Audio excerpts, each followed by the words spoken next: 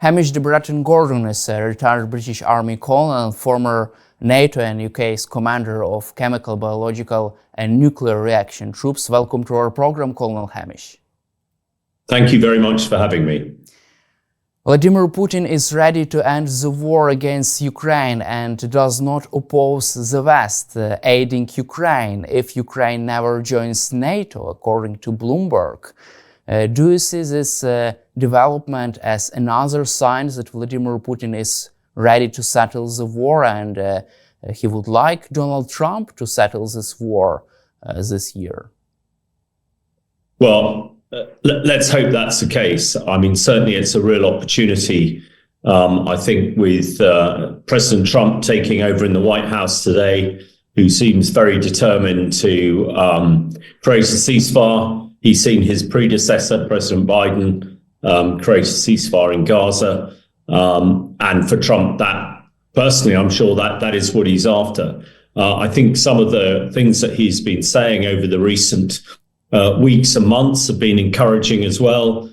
I think some time ago, we thought maybe Trump might try and do a deal that more favored Putin than Ukraine, but certainly the mood music, what the information coming out of the new White House now suggests that actually Trump is prepared to be far more hard-lined with Putin and really give him an ultimatum. I think, as we've discussed before, and is discussed very widely in the media, that the Russian economy is in dire straits at the moment. The Russian military have lost an incredible amount of soldiers, and they're struggling to maintain that. So it would see that actually Putin may well be looking for a way out. But I expect, I'm sure President Zelensky will only agree to a ceasefire that is on terms favorable to Ukraine rather than allowing Putin off the hook. So, yeah, I think it is a positive move, and everybody in the world hopes that we can have a ceasefire as soon as possible that suits the people of Ukraine and the president of Ukraine. Also, Financial Times and Bloomberg reported that Trump's incoming administration would help Ukraine to negotiate with Russia from a position of strength. Meanwhile, Pete Hegseth, the incoming U.S. Secretary of Defense, said that he would like to see the end of the war in Ukraine on favorable for Ukraine terms. Do you see these developments as a worst Putin's nightmare?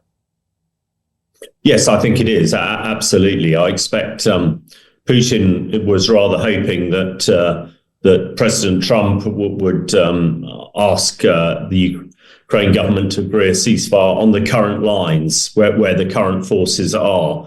And I don't think anybody would suggest that was entirely favorable to Ukraine. Ukraine obviously holds quite a significant chunk of Russia in the Kursk region at the moment, and that puts them in a very strong negotiating position. And again, as you've described, what is being said in Washington at the moment is very much the line that whatever ceasefire comes into place must have Ukraine on the front foot, as it were, with the advantage. And at the moment, with Russia occupying Crimea and various other Ukraine oblasts in the south and east, then that would suggest that President Trump is keen to either support Ukraine to retake some of that land or to force Putin to withdraw if Putin, as has been reported, is now keen for a ceasefire.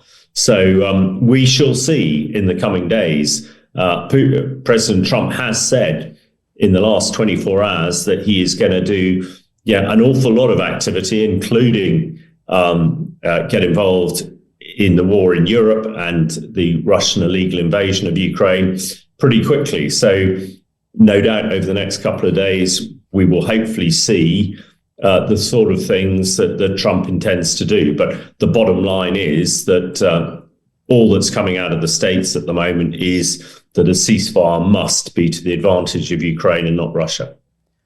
Also, Bloomberg reported that Vladimir Putin would be ready to some territory swaps during negotiations. Do you see this big opportunity for Ukraine to exchange the Kursk region of Russia, which is partly controlled by the Ukrainian army, to the Ukrainian territories occupied by the Russian army? Yes, I do, absolutely. And I think I am sure, not that I know with any certainty, that when the Ukrainian military attacked into Kursk back in the summer, that was exactly what was in the minds of Ukrainian generals, that if they held a bit of Russia, and particularly the area of Kursk, which is so sacred to the Russian people after the battles there in the Second World War, that it would provide them with a very powerful negotiating tool.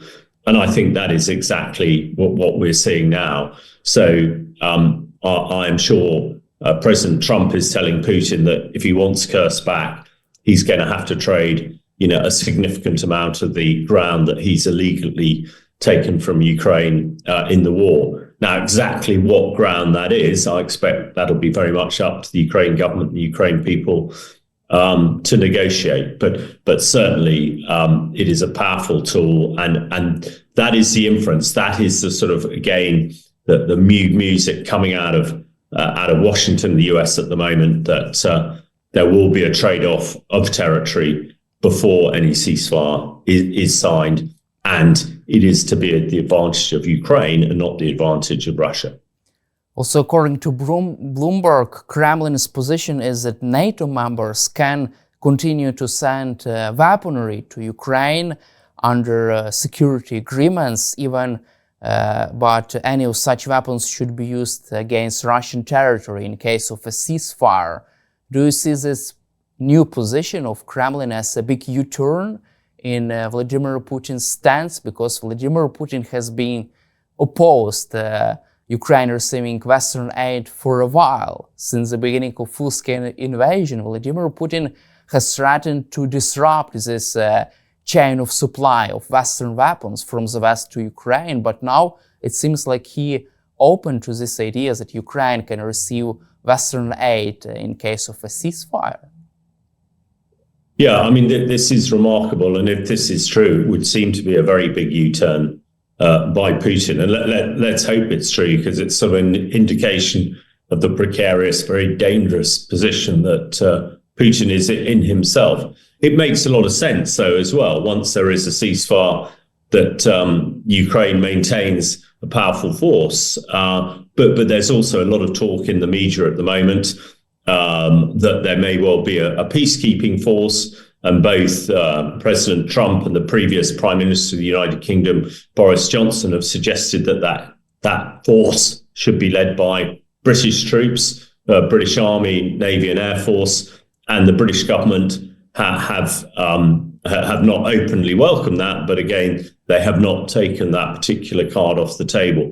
It might well be that that Putin, in allowing NATO military aid and other humanitarian aid to flow into Ukraine after a ceasefire, is also his way of trying to prevent Ukraine becoming a full member of NATO. So I'm sure there is an awful lot of negotiation discussions that happen at the moment, but certainly in the early part of 2025, things seem to be much more favorable towards a ceasefire and towards Ukraine than perhaps they were 6 to 12 months ago. How can you assess the possible scenarios for a ceasefire and negotiations between Donald Trump and Vladimir Putin? Because Trump, according to CNN, directed his aides to prepare a phone call between US President Trump and Vladimir Putin. So how can you assess the possible scenarios? How do you see the possible scenarios of these talks? How can they turn out during this year? Well, certainly, you're absolutely right. There appears to be, or certainly the White House is saying there's already a phone call arranged between Trump and Putin to talk about a ceasefire. And no doubt in that discussion, Trump will be detailing exactly what that will look like. And I expect, as has been reported, he will be telling Putin it can either be, the hard way or the easy way, as it were. Trump and his team have made it quite clear that if Putin is not receptive to a ceasefire, then America will double down on its efforts and increase its support and effort towards Ukraine, which actually could lead to a much worse solution for Putin than what is being suggested, that he needs to trade some land and go into a ceasefire. I think there are also many scenarios of how that ceasefire is going to be run and policed.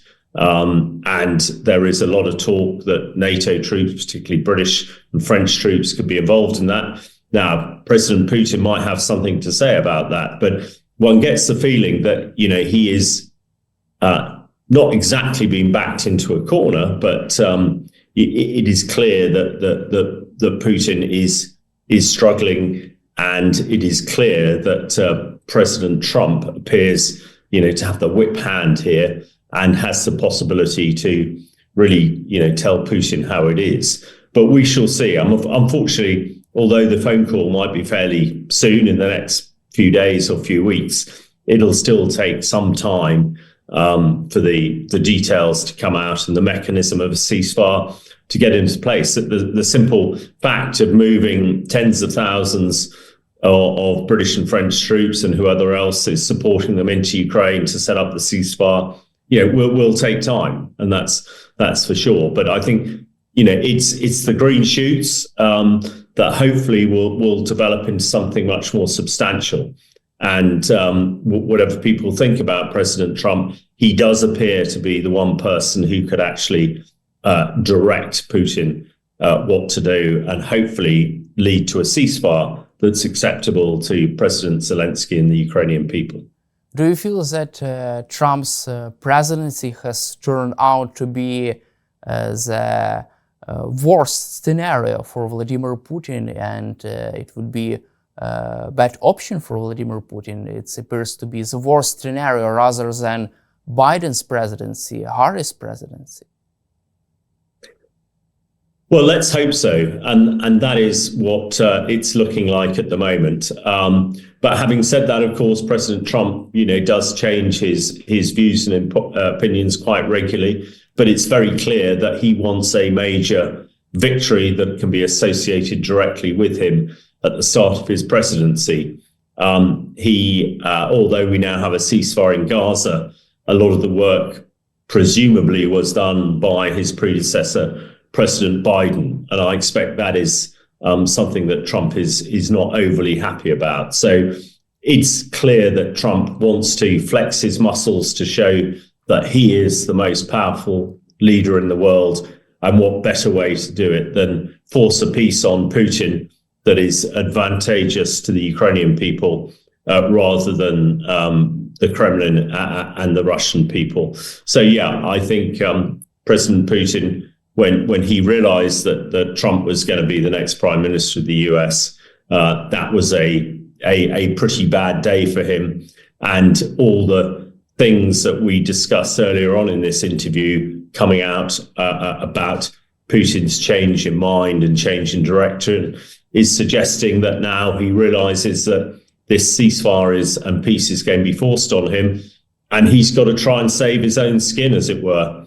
Failed dictators in Russia rarely collect their pensions, and I expect Putin is worried about his own future probably more than anything else. So he's trying to, maneuver into a peace and ceasefire that means that he can still carry on as president of Russia rather than having to step down, which is, a distinct possibility, because no doubt, although Putin is an autocratic leader, there are a lot of other very powerful people around him too, who I'm sure would be very happy to jump into his position if Putin shows any weakness from an internal perspective. But yeah, we're all keeping our fingers crossed that the arrival of President Trump in the White House will also lead to the removal of Russians from Ukraine and peace for Ukraine at last. Also, do you feel that a ceasefire could be the best way for Vladimir Putin to safe to retain his grip on power, or on the other hand, you think that a ceasefire could lead to the deposition, to the physical threat for Vladimir Putin, a threat for his grip on power? Well, it's very difficult to see. I mean, there are a number of scenarios, absolutely. It could save Putin because we know that he's struggling, his army's struggling, and the country is struggling.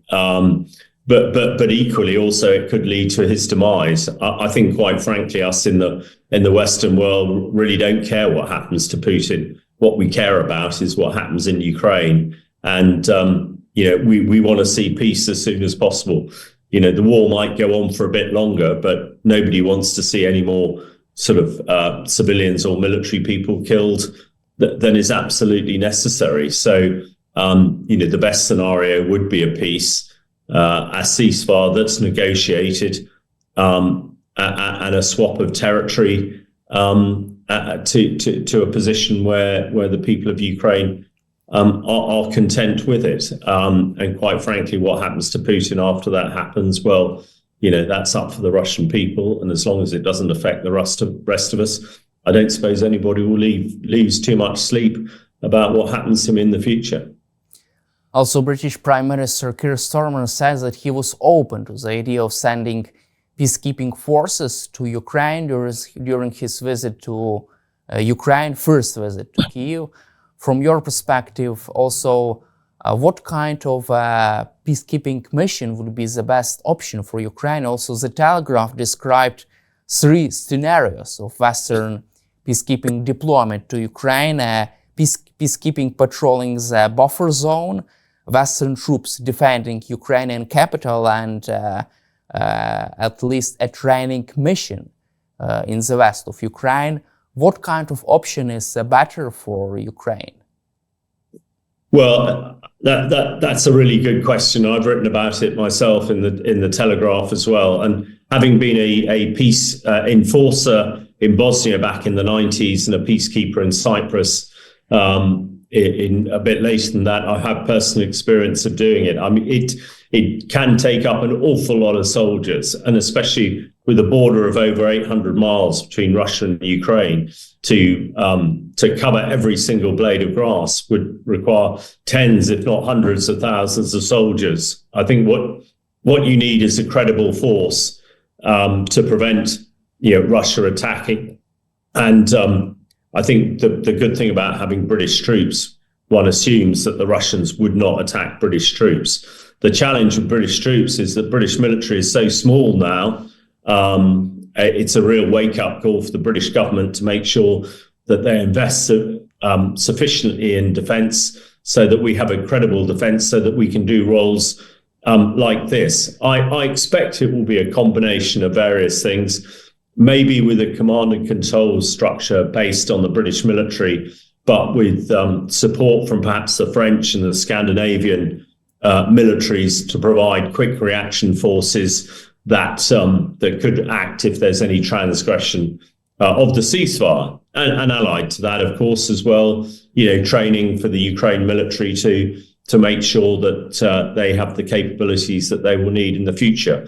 So we shall see. I mean, I'm very glad that the UK Prime Minister Starmer has said that British troops would be available for this sort of task. I think British troops are excellent at doing this.